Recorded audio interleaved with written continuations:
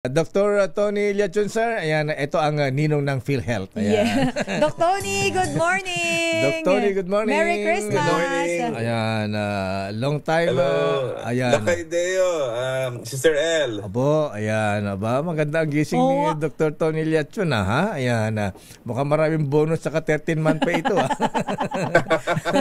Babayad pa nga eh. Pagsasweldo pa. Sweldo pa. Ayan, pero matagal nang gustong tanongin to si Dr. Tony Liachon. Anong itatanong mo, Lakay? Minsan nag-aait, minsan nagpapatubo ng bigote. Ba't ka ba nagpapatubo ng bigote, Dr. Tony? Nung bata ako kasi, ang idol ko si Dr. Jose Rizal. Ayan. Yung pala yun. O, kasi bagay, minsan nakikita ko si Doc, clean look talaga, walang bigote. Pero ngayon, nagpapatubo si Doc. Ayaw niyang gayahin yung kakilala kong nagpapatubo ng bigote. Sino? Ayan, Sino nakakilala ko? Sino Lakay?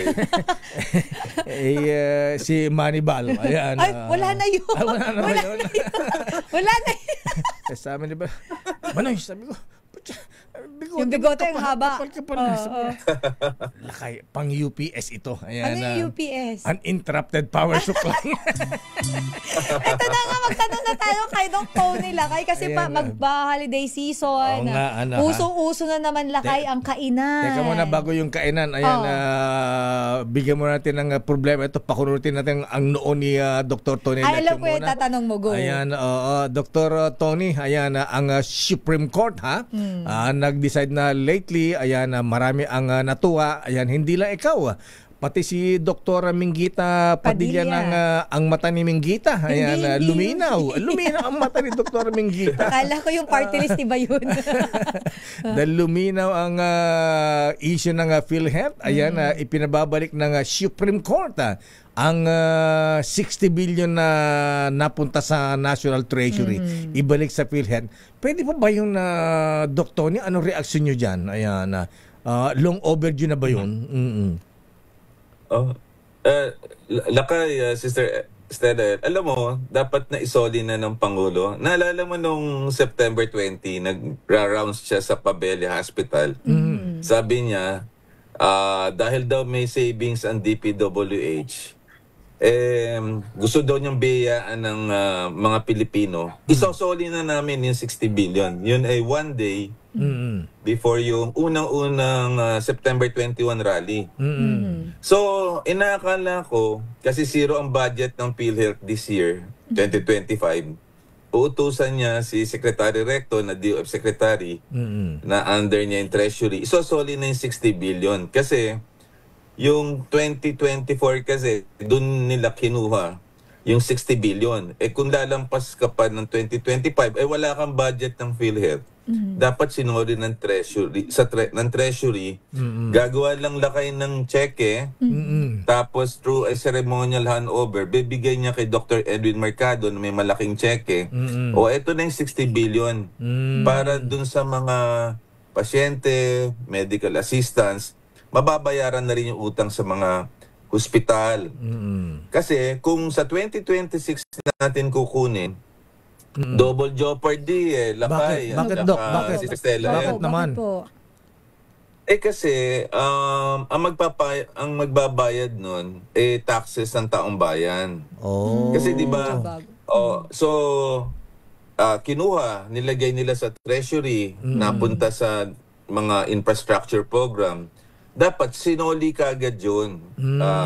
Tapos maglagay ka ng different budget for this year, 2026, kasi may interest yun At saka yung mga lost opportunities na dapat natulungan nung budget na yun, kawawa naman. Kasi merong YAKA program. Nakita ko si former Secretary Cesar Chavez, kausap niya si Dr. Edwin Mercado.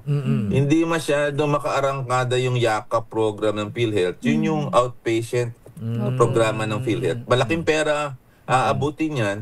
So, sa last quarter of the year, ang pinakamahalaga kasi sa gastusan, at maraming hindi nakakaalam, na ang holiday season, lalo na December 25 at July 1, yan ang pinakamasaya, pero pinaka-deadliest na time of the year. Kasi marami nag-heart attack or stroke. So, in essence, sana ginawa ng Pangulo na pamasko, hindi pa naman tapos ang December 31, orderan niya through the Executive Secretary at Secretary Go sa Treasury. Kasi sabi niya may DPWH savings I-google nyo, i-research nyo. Pero dapat ngayon na bayaran. Tapos, yung 13 billion, kulang yon kasi ang touring nila, Lakay, ay 53 billion lang, ay ang Syntax 70 billion a year. Kunenta namin the other day, kasi inimbitahan ako ni Secretary Loren together with advocates ng Syntax sa opisina nila noong Monday. Nakita ko nga si Senator Ping, Senator Bong, Senator Migs, Senator Jinggoy. Ang request pala ni Dr. Edwin Mercado, 147 billion this year.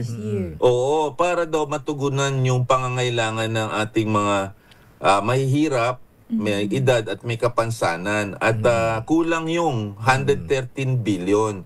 Actually, dapat 300 billion. Kaya lang, hindi na mapapasa kasi nagsara na at magbabaycam na nga. Pero ang request, sana hindi 113 billion, kundi 147 billion para yung mahihirap, which is 50% of the population, malilibre po ang inyong mga premium at ang tataas ang ating benepisyo at malay natin, ma-decrease pa yung premium rate dahil magi-infuse tayo. Kaya, sang-ayon po ako sa pananawagan ni Cardinal David, sa marami pang tao, na dapat bayaran na ngayon ng Pangulo at maging Santa Claus ang Pangulo. 60 billion. Tapos, magdagdag po kayo sa 113 billion ng another 60. Eh di, kwentahin na lang natin, basta't ang kailangan nila, kausap ko si Dr. Edwin Mercado, ay 147 billion. Sana sa BICAM, na uumpisahan bukas, yung 113 billion daw, na galing sa lower house, ay gawing 147 billion. Kasi zero. Doc, Lakay ganito kasi, Doc, ninako yung 60, tapos wala ngayong budget. Doc, dapat mas... Doc, pasingitin mo naman ako. Ayan. Lakay. Natawa tuloy si Doc Tony. Ang tanong ko lang, Doc, yung 60 billion ba, nandiyan pa ba sa National Treasury? Baka naubos na yan. Ano pa isosulit sa PhilHealth? Yan ang siguro unang tanong dyan, Doc. Ano ba ang sabi ng bubit nyo? Andyan pa ba o naubos na? Andyan pa. Kasi sabi ng Pangulo, di ba, naalala mo si Deputy Speaker Puno, Ronaldo Puno, sinoli yung budget ng DPWH, Secretary Vince at dating Secretary Amena. O repasuhin mo, doon nakakuha ng savings. So dapat sinosoli yun para ang taong bayan maka-arangkada na kagad kasi magro-roll over naman. So may savings Sinabi na ng Pangulo yun may savings na. Magsosoli na savings after the holidays. Pasayang. Ito yung redemption time ng Pangulo. Dapat now na. Lalo ngayon, Doc, Christmas season, marami na maatakihin, high blood. Yung madalas dahil sa pagkain. So, dahil speaking of mga heart attack, mga sakit, Doc, ano ang payo natin sa mga matatakaw pagka Christmas party? Grabe ka sa matakaw talaga. Hindi yung mga napapasarap lang ang kain. Yung ibang baka magalit sila sa atin. Yung ibang matatakaw. Yung nagtitake home. Yung mayroon pang takihome. Ayan, punong-puno yung tapos di na uubos. Ayan, ano advice natin sa ating mga kababayan na Doc ngayong holiday season? Ayan, para iwas atake, high blood. Mga kababayan, 3 pagkain ng pinakagrabe. Pero alam mo, tagal na akong doktor. Marami namamatay sa Pasko. Kasi maalat ang pagkain. 3 araw ka lang na maalat ang pagkain, tataas ang blood pressure. Kaya marami na i-stroke. Tapo mo rin kare-kare. Pangalawang pagkain. Ayan. Sila kay kakain ng kare-kare. May bagoong pa. Sarap-sarap ng... So, maalat, Doc. Maalat.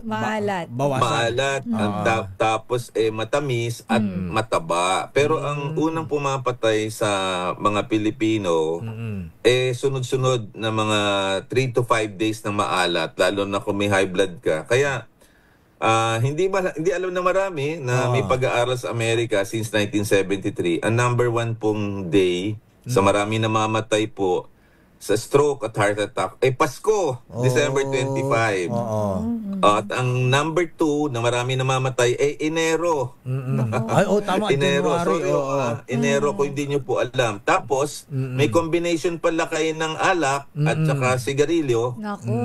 Kaya nag-heart attack. Tapos yung iba na didisgrasya sa accidents. Yan ang mga causes kung bakit marami namamatay sa Pasko at January 1. Kung alak ka, Doc, sabi ko nga, kung 3 kutsarita tapos 18 years old naman. Ayan, 18 years old na alam ko mahilig ka sa 18 years old, ha? 18 years old na makalan. Ayan.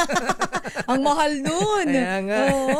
Okay, natawa si Doc. Wag lang sasakay po ng motorsiklo or magdadrive sa bahay. At mga 1 or 2 shots, tama na. Wag mo sosobrahan. Basta daw walang safe level ng alcohol dahil sa irregular beat, wag sosobrahan. Yun ang akin. At wag magmamaneho kasi karamihan ang mga namamatay ay dahil nagmaneho at nabangga. Yan po yung isa sa rason. Ayan. Napakagay itong doktor na to.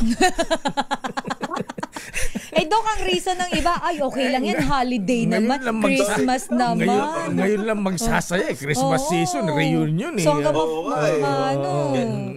kaya lang talagang ganun Yun talaga ang problema lakay, hindi nyo pa alam, may mismatch. Pagka Pasko, kukunting doktor kasi tawag dyan skeleton force. Ito yung problema, dagsa ang pasyente sa emergency room. At that time, bakasyon ang doktor at nurses. Yun. Kaya overflowing ang emergency room kasi may kultura tayo, may yung duty ng Pasko at duty ng Enero 1 magkaiba. Yes, tama. Kaya kaya yun dapat tugunan din ng ating Department of Health. Kasi ang usually yung nadadali, lakay yung mahihirap Kasi yung mahihirap, siyempre, ang pagkain yan, maaalat. Siyempre, yung may mga bagoong, tuyo, hamon, at saka queslibola, minsan lang yan. Sila nadadali. Yung middle class, upper class, may HMO, lakay Kaya dito, pumapasok. Sorry, yung PhilHealth natin. Kung malaki ang benepisyo nila, lalo na sa emergency room, lakay, minsan 30,000 abutin ka niya, may stroke ka, magkano CT scan, MRI. Kung meron kang malaking PhilHealth, di yun ang ticket mo, yun ang PhilHealth HMO card. Yan. Isa sa mga dream ko yan na lakay. Pareho kay ni Senator J.B. Ejercito. Ayan, yung kanyang universal health law. Healthcare law. Naka-confine pa. Lalabas daw ngayon siya. Naka-confine na si Senator J.B. Senator J.B., get well soon, nagkaroon ng ubo. Kailan magpagaling siya? May programa sila bukas ni Ombudsman Boying. May mga expose pa sila bukas. Executive session sila bukas Ayan. Ganun pala yun. Ayan. So, anyway, Doc, sabi mo, kinakapos ang mga doktor pagka holidays. Ayan. I-request natin sa Malacanang mag-certify ng urgent bill ang Presidente Bonget. Ayan. Bawal ang bakasyon ng mga doktor. Ayan. Sabi ni Doc, grabe ka sa amin lakay. 24/7 gising. Hindi naman. Gawin lang, increasean lang ng konting workforce. Pagka nandun lalo na sa NCR, ito pinaka-maraming disgrasya dahil sa accidents at marami talagang naglalasing. Yung iba napuputukan, Doc, yung mga makukulit, napuputukan ng paputok sa kamay, mga ganyan. Yun. Ayan. Okay, Doc, Tony, sir. Baka malit po kayo sa operahan ninyo. Ayan. Akala ko ba tutuliin? Ngayon naman, operahan. Operahan sa kay Pototoy. Ayoko na. Alam mo ba, lakay, kapitbahay ko dito lang sa kabilang bahay ko, si Attorney Hularbal. Si Attorney Reg. Dr. Tony, kapit naman pala si Station Manager, Attorney Reg. Pakisabi sa kanya. Dito lang sa nakatira eh. One ganun house ba? away lang kami. Doc, may sasabihin kami. Doc, bago pumunta sa ospital, mag-doorbell ka dun sa bahay ni Ate ni Reggie Hularban. Ano sasabihin ko, Lakay? Pakisabi sa kanya, yung bonus na may empleyado, i-ready mo na.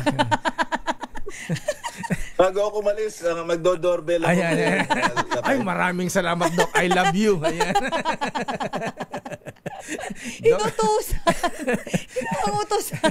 Doc Tony, maraming salamat po. Merry Christmas and Happy New Year, Doc. Doc, thank you. Merry Christmas po. God bless po. Mahabigan si Dr. Tony Lachon, ang doktor ng